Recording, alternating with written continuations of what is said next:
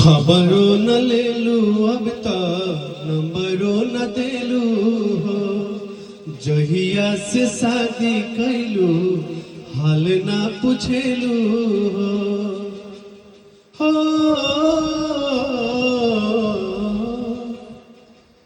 खबरो न लेलू अब तक नंबरो न देलू हो।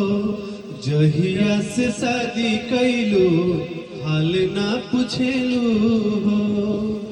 किया सही सतैबू काहे जा चांद चांद कहत रही और सोचहूँ में चांद भैलू।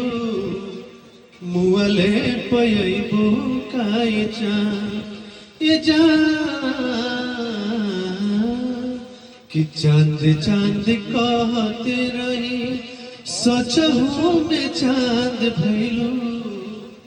मुअले पयबू काहे चांद।